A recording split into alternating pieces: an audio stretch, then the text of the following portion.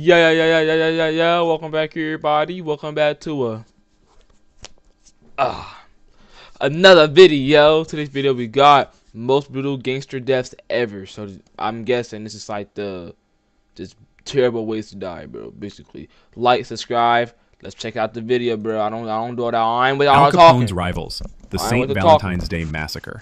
February 14th, 1929. Chicago, Illinois. It was the height of Prohibition, and the city was divided between Al Capone's South Side gang and George Bugs Moran's North Side crew. For years, both sides fought for control of bootlegging, gambling, and racketeering. By winter, tensions had reached a breaking point. That morning, Moran's men gathered at a warehouse at 2122 North Clark Street. They were expecting a truckload of smuggled whiskey, supposedly a shipment arranged by a Detroit contact. But it was a trap. At approximately 10:30 a.m., a black Cadillac designed to look like a police vehicle pulled up outside the warehouse. 4 men stepped out. 2 wore Chicago police uniforms. Oh, 2 shit. wore suits and long coats. Ooh. Inside the warehouse, the 7 men had no reason to panic when the uniformed officers walked in. Police raids were part of doing business in Chicago's underworld. The men complied without resistance, facing the brick wall with their hands raised. Seconds later, the disguised gunmen opened fire with Thompson submachine guns and shotguns, unleashing more than 70 rounds into the backs of the 7 men. When the shooting stopped, the gunmen switched to shotguns, firing additional rounds to ensure no one survived. In less than 10 seconds, the Northside gang was annihilated. The killers then executed their escape plan with theatrical precision. The 2 men in suits pretended to be under arrest, walking out with their hands up, while the fake police officers pointed guns at their backs. To any witnesses on the street, it appeared the police had... That's fucking badass. Now, listen.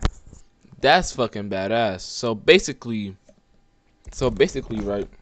Okay, I'm about to do some broke. Okay, I'm about to start yapping. All right, let me stop myself. But like, that's badass. arrived, stopped a crime, and arrested the perpetrators. The Cadillac drove away calmly into the Chicago morning. When real police arrived, they found 7 bodies riddled with bullets, some nearly unrecognizable. Frank Gusenberg, one of Moran's enforcers, had been shot 14 times but was somehow still breathing. When asked who shot him, he whispered, "Nobody shot me," before dying minutes later. Bugs Moran himself escaped. He had seen the police car outside and turned away before entering. He later told reporters, "Only Capone kills like that." Capone was in Florida at the time, and no one was ever convicted for the massacre. But the message was clear. The South Side had won. The brutality of that morning shocked the nation, marking the beginning of the end for the old gangster era.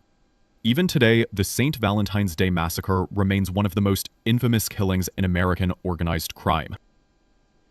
Bro, okay, so I don't think that's that bad. Cause it was, you know what? Every death is bad. Schultz, the gangster who ignored his own fortune. October 23rd, 1935. Newark, New Jersey. Inside the Palace Chop House, a small restaurant on Park Avenue, one of New York's most notorious gangsters sat eating dinner with his men. This nigga looks like fucking Piff, bro. This nigga's him. Dutch Schultz, real name Arthur Flegenheimer, was calm, almost cheerful. He didn't know it yet, but his empire was already collapsing around him. For nearly a decade, Schultz had built a Mafia. fortune through bootlegging, gambling, and extortion. He ruled the Bronx and parts of Manhattan with brutal efficiency. But by 1935, things had changed. Prohibition was over. Federal agents had turned their attention to his illegal rackets, and Schultz had become a target of U.S. Attorney Thomas Dewey, the man responsible for putting away some of New York's biggest mobsters. Schultz wanted Dewey dead, but when he brought the idea to the National Crime Syndicate, led by figures like Lucky Luciano and Meyer Lansky, they refused. Killing a prosecutor, they said, would bring too much heat on everyone. Schultz didn't care. He Was the heat too hot, or was it sizzling? Was it hot? Okay, I'm done, bro. Fuck, bro, I'm done. decided he'd do it himself. The other bosses made their own decision. Dutch Schultz had to go. That evening, Schultz arrived at the Palace Chop House with 3 of his men. They ate steak, drank whiskey, and talked business. At 10:15 p.m., Dutch Schultz went to the bathroom when 2 men entered the restaurant. They were hitmen from Murder, Inc. One hitman approached the restroom after him, opened the door, and fired. One bullet hit Schultz in the stomach, another in the side. In the dining area, the second hitman opened fire on the others, hitting all 3, killing them instantly. Within seconds, the restaurant was filled with gun smoke and blood. The gunman fled into the night. Schultz, somehow still alive, staggered out of the bathroom, bleeding heavily. He was rushed to Newark City Hospital. Surgeons operated for hours, but the damage was catastrophic. As morphine dulled the pain, Schultz began muttering illogically, rambling about his money, his enemies, and something buried somewhere in upstate New York. According to detectives, he spoke of a fortune hidden in a steel box filled with cash, gold, and bonds. The supposed location, somewhere near Catskill, New York, has never been found. Whether it was real or just the delirious talk of a dying man, no one knows. Nah, Dutch Schultz that nigga was just talking. died the next evening, October 24th, 1935. Pablo Escobar, July 22nd, 1991, Envigado, Colombia. Pablo Escobar, head of the Medellin cartel, turned himself in to authorities. He agreed to stop the violence, on one condition. He would build his own prison, a place called La Catedral. Construction began immediately. Escobar's men cleared land and built high walls, guard towers, and electric fences. But inside, it was nothing like a prison. La Catedral had a soccer field, a bar, a jacuzzi, even a waterfall. Escobar's cell had a king-sized bed, stereo system, and a fireplace. He could host friends, family, and cartel associates whenever he wanted. Armed guards, loyal to him, stood watch. For Pablo Escobar, prison was just another mansion. From there, he continued running his cartel. Drugs still moved, money still flowed. Visitors came and went freely. Politicians, family members, and hitmen, all under his control. By 1992, rumors spread that he had This is recent. It's 1992. tortured and murdered 2 former associates inside La Catedral. That was too much for Bogota to ignore. When officials demanded he be transferred to a real military facility, Escobar refused. On July 21st, Colombian troops surrounded the prison, but when they entered, Escobar was gone. He had escaped through a hidden exit built into the mountain. For more than a year, Escobar was hunted by the Search Block, a special unit trained and funded by the United States. Informants tracked his calls and movements across Medellin. He narrowly escaped several raids. December 2nd, 1993. Medellin, Colombia. Police intercepted a call to his son. They traced it to a middle-class neighborhood. As they closed in, Escobar and his bodyguard fled across the rooftops. A brief gunfight followed. Escobar was hit and fell onto a red-tiled roof, dead at 44 years old. Damn. Whitey Bulger, the ghost of Boston meets his end. October 30th, 2018, USP This shit was recent as hell. Hazleton, West Virginia. James Whitey Bulger had been inside the prison for less than 12 hours. The 89-year-old former mob boss, once the most feared man in South Boston, had spent his final years shuffled from one federal facility to another. Medical problems, disciplinary issues, and constant conflicts with inmates who saw him as a target followed him everywhere. Late the night before, he'd arrived at Hazleton, a notoriously violent penitentiary with a reputation inmates summed up in 2 words: Misery Mountain. Correctional officers rolled him into his new housing unit around 10 p.m. Bulger was in a wheelchair, frail, hunched, visibly exhausted. But to the men already inside Hazleton, his reputation hadn't faded. He wasn't just a gangster. He was an FBI informant. And inside federal prison, that was a death sentence. By sunrise on October 30th, word had already spread through the unit. A high-profile inmate had arrived. Someone whispered a name. Within minutes, everyone knew exactly who was sitting alone in cell 132. At around 6 a.m., 2 inmates walked directly toward Bulger's cell. Both were organized crime veterans, serving long sentences with nothing left to lose. They didn't hesitate. They didn't run. They simply disappeared inside the cell and closed the door behind them. What happened next lasted less than 2 minutes.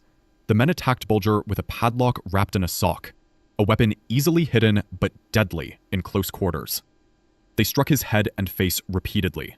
By the time guards found him, Bulger was slumped sideways in his wheelchair, his face so severely beaten he was almost unrecognizable. The attack was personal, meant to send a message. To them, Bulger wasn't just another inmate. He was a rat. Medical staff arrived, but there was nothing to be done. At 6:23 a.m., James Whitey Bulger was pronounced dead. I mean, bro, I know he's a mafia boss or whatever, bro. Like, come on, bro. This nigga's old as shit, bro. Just let him let him die. You know what I mean? Bugsy Siegel, the man who brought Vegas to life and died for it. 1945, Las Vegas, Nevada. Benjamin Siegel partnered with nightclub owner Billy Wilkerson to build a luxury casino resort. When Wilkerson ran out of money, Siegel offered to help, $1 million for a share of the business. Siegel had made his name in New York through bootlegging, gambling, and killings during Prohibition. He was ruthless and violent, Other gangsters called him Bugsy, crazy as a bedbug, because of his temper. He hated that name. Anyone who called him Bugsy risked getting hurt. Siegel took control of the project and pushed Wilkerson out. He renamed the resort the Flamingo after his girlfriend. He wanted to create something Las Vegas had never seen, a luxury resort with palm trees, fine dining, and Hollywood style. Costs kept rising. Siegel borrowed more and more money from the mob. Every time they asked questions, he made excuses and asked for more cash. What started as a simple investment became a financial disaster. By early June, the bosses had had enough. They thought Siegel had lost control, or that he was stealing from them. It didn't matter if it was true. To the mob, the Flamingo was now an embarrassment. Someone had to pay. June 20th, 1947, Beverly Hills, California. Siegel sat reading the Los Angeles Times. At 10:45 p.m., 9 bullets came through the window. 4 hit Siegel, 2 to the head, 2 to the body. 1 bullet knocked his right eye out of its socket. It landed 15 feet away. He died instantly. The shooter disappeared. No witnesses, no car description. No one was ever charged. But what happened next sent a clear message. Within hours, the same night, Siegel's replacement was already in Las Vegas, taking over the Flamingo. No arguments, no delay. The change happened as if it had been planned all along. Joe Masseria, Dinner with Death. April 15th, 1931, Coney Island, Brooklyn. 1931, I don't think I was alive yet. Giuseppe Joe the Boss Masseria ruled the American Mafia with an iron fist for a decade, violent, unpredictable, and unwilling to compromise. But by spring 1931, the underworld was in chaos. A brutal conflict known as the Castellamarese War was raging, a deadly power struggle over the future of organized crime in America. Masseria had made too many enemies to survive. That evening, Masseria arrived at Nuova Villa Tomorrow, a quiet Coney Island restaurant where he felt safe. He came for what he believed was a friendly dinner with one of the few men he still trusted, Charles Lucky Luciano, his right-hand man. What he didn't know was that Luciano had orchestrated the betrayal that would end his life. Inside the restaurant, the two men ate casually. Pasta, wine, cigarettes. Everything appeared normal. But outside, 4 of Luciano's most dangerous allies waited in a car. Vito Genovese, Albert Anastasia, Joe Adonis, and Benjamin Bugsy Siegel. Each had been promised a new world, one without Masseria's old-school tyranny. Just after 10 p.m., Luciano excused himself from the table, claiming he needed to use the restroom. He never returned. Minutes later, the hit squad entered through a side entrance. Masseria was still seated, cigar in hand, cards spread on the table. He barely had time to react. Gunfire erupted, swift, coordinated, merciless. Multiple rounds tore through Masseria's chest, back, and head. He collapsed over the table, cards scattering, the cigar still burning between his fingers. By the time the gunman disappeared into the night, Masseria was dead, slumped in a scene that would nigga like me, I would have absorbed the bullet. Become one of the most iconic images in Mafia history. Luciano returned moments later with police, playing the shocked survivor. But investigators saw through it immediately. There were no signs of struggle, no overturned furniture, no defensive wounds. Masseria had trusted whoever walked through that door enough to remain seated. The execution was precise and professional, a signature of the new generation rising to power. Damn, what is this? Mo pen for? On the morning of November. I don't want to see this yet. This might be another video. But anyway, hope you guys like, subscribe. What do y'all think about that little Mafia boss death or whatever? Like, subscribe, and we out.